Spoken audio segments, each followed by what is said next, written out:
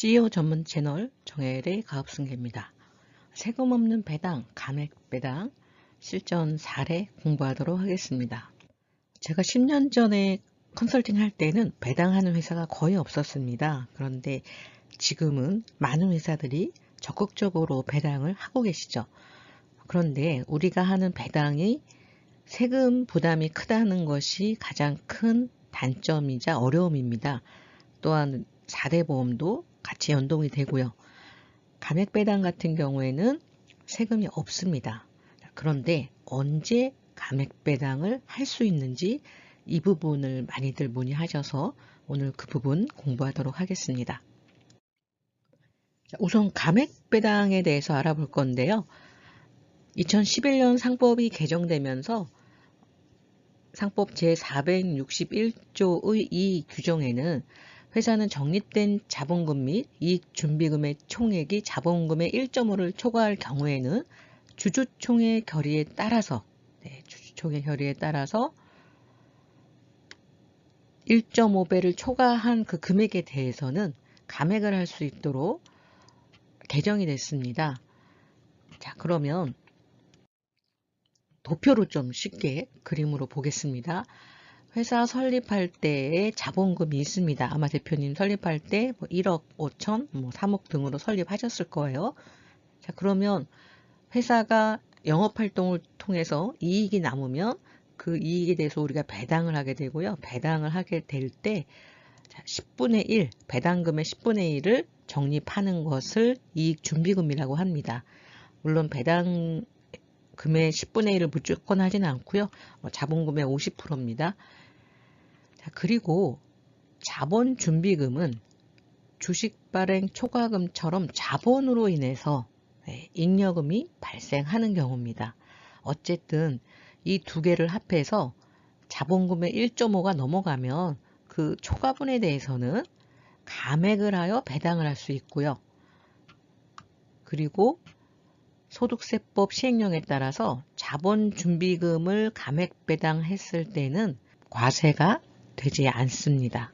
자, 뒤에 왜 과세가 안 되는지 살펴보도록 하겠습니다. 2013년에 시행령 개정안이 나왔을 때 보시는 것처럼 자본금의 150%를 초과하는 경우에 감액 배당도 할 수 있고요. 또 무상증자 재원으로 쓸 수도 있습니다. 납입한 출자금을 반환하는 것과 동일하기 때문에 과세에서 제외한다. 이렇게 개정안이 나왔습니다. 시행일 이후 지급받는 분부터니까 지금 시행 개정안이 14년 1월 24일 날 나왔네요. 자, 그러면 자본준비금이 언제 생기는지 봐야겠죠. 네, 자본준비금은 주식 발행 초과금. 자, 뒤에서 주식 발행 초과금이 어떤 경우에 생기는지 상세하게 말씀드릴게요. 또 감자차익, 합병차익, 분할차익 등에서 발생을 하게 되고요. 오늘은 요 주식 발행 초과금이 어떤 경우에 발생하는지 보도록 하겠습니다. 업체 현황입니다. 대표님의 자녀가 법인을 설립했어요. 자본금 1억, 액면가 1만원, 총 만주로 시작을 했고요.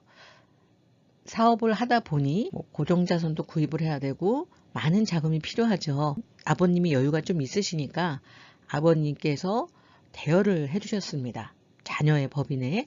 자, 이것은 특수관계인의 가수금이 되겠죠.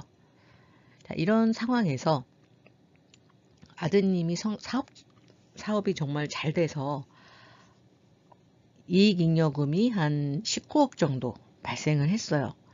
그러다 보니 주식 가치가 주당 한 20만원 정도 평가가 됐고요. 자, 이 회사는 전체 자산이 40억이고 부채, 아버지의 가수금을 뺐더니 실제 가치는 한 20억 정도 되는 회사였습니다. 그런데 아드님이나 대표님의 고민은 뭐냐면 돈을 빌려줘서 사업이 잘 되긴 했는데 부채 비율이 너무 높다 보니까 외부에서 보기에도 좀 안 좋고 그래서 이것을 좀 정리하고 싶다. 그런데 이 가수금을 당장 빼오면 유동성이 좀 떨어져서 현재로서는 투자가 많기 때문에 당장은 좀 어렵다. 그러면 이런 부채 비율을 낮추면서 유동성을 그대로 할 수 있는 방법이 없을까요? 라고 자문을 구하셨고요. 저희가 이 아버님의 가수금을 출자 전환해서 법인의 자본도 튼실히 하면서 가수금을 정리를 하는 그런 솔루션을 제안을 해드렸습니다. 자, 그런데 이 과정에서 자, 우리 회사 주가가 20만 원이다 보니 아버님의 20억을 전체를 출자 전환할 경우에 총 출자 전환액은 20억이지만 액면가로 보자면 실제로는 만주만 가져가시는 거죠. 한 주당 20만 원이니까. 따라서 20억 중에서 1억 원을 제외한 19억이 바로 주식 발행 초과금이 되는 거예요. 다시 한번 설명드릴게요. 자, 지금 현재 이 회사 주식의 액면은 1만 원입니다. 그렇죠? 그런데 아버님이 가수금을 빌려줬던 돈을 그냥 출자 전환 하시려고 그래요. 출자 전환을 할 때 우리가 보통 증자할 때도 마찬가지고요. 전체 주주가 동일하게 하면 액면으로 하시면 되고요. 특정인만 하실 경우에는 시가로 하셔야 됩니다. 시가. 근데 아까 이 회사의 시가가 20만 원이었잖아요.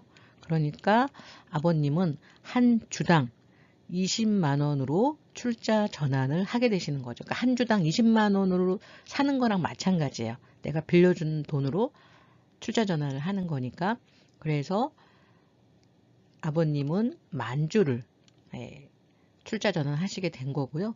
그렇다 보니 만주면은 액면으로 하면 1억밖에 안 되거든요. 그럼 19억은 이 회사에 바로 주식 발행 초과금이 되는 거죠. 자, 이런 경우에 주식 발행 초과금이 발생을 하게 됩니다. 현재 우리 회사 같은 경우는 당장 이것을 뭐 감액 배당하거나 그러지는 않을 거예요. 유동성 때문에. 하지만 언제든지 이 주식 발행 초과금을 감액 배당할 경우에는 세금이 없다는 거죠. 자, 그렇다면 현재 우리 회사의 지분을 보면 아드님이 원래 만주가 있었죠. 1만주. 그리고 아버님이 출자 전환을 통해서 또 1만주가 됐어요. 총 2만주가 됐습니다. 지분율은 50대 50이 되겠죠. 자, 이렇게 가수금 때문에 고민하시는 대표님, 또 꼭 자녀 회사에 준 가수금이 아니라 내 회사에도 가수금이 있는 대표님들 많으시거든요. 그럴 경우에 이 가수금에 대해서 출자 전환을 할 경우에 여러 가지 이점이 있습니다. 특히 이 회사의 지분이 어떻게 돼 있냐에 따라서 많이 달라지겠죠. 이 부분 참조하시고요. 말씀드렸던 것처럼 이렇게 주식 발행 초과금이 있는 회사들은 언제든지 이 부분을 활용해서 주주들의 이익을 실현하실 수 있고, 이 경우에 소득세법에 따라서 그 배당에 대해 감액 배당에 대해서는 별도로 과세가 되지는 않습니다. 네, 관련 상법 조항 앞에서 한번 말씀드렸고요. 적립된 자본준비금 및 이익준비금의 총액이 자본금의 1.5배를 초과할 경우에 주총 결의에 따라서 감액할 수 있다. 네, 의제배당 여부, 자, 배당에 해당하지 않는다. 네, 자, 오늘은 이해를 돕기 위해서 좀 최대한 간략하게 말씀을 드렸고요. 대표님들 상세한 부분은 저희 영상 하단에 상담 링크가 있으니까 더 궁금하신 부분은 상담 통해서 저희가 말씀을 드리도록 하겠습니다. 관련 예규 하나 체크하겠습니다. 관련 예규.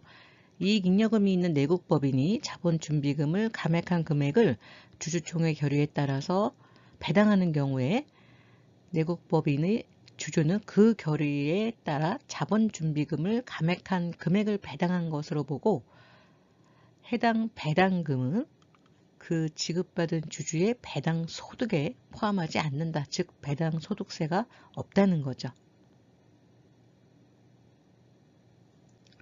자, 소득세법 시행령 26조의 제6항에서는 자본준비금을 감액하여 받은 배당은 배당소득에 포함되지 아니하는 것을 규정하고 있습니다. 자, 오늘은 감액배당에 대해서 알아봤고요. 감액배당을 할 수 있는 여러 가지 상황 중에서 주식 발행 초과금에 대해서 알아봤습니다. 영상에서 상세하게 말씀드리기 어려운 부분 양해를 부탁드리고요. 추가로 궁금하신 내용은 저희 영상 하단에 상담 남기기 링크가 있습니다. 그쪽으로 상담 남겨주시면 되고요. 전화로도 상담 신청이 가능합니다. 자, 오늘 영상 도움이 되셨다면 구독, 좋아요, 알림 설정, 또 궁금하신 부분, 추가로 다뤄주었으면 하는 부분 댓글로 꼭 남겨주시기 바랍니다. 감사합니다. 세금 때문에 고민한 대표님께 절세 공략집을 무료로 드립니다. 아래 버튼을 눌러주세요.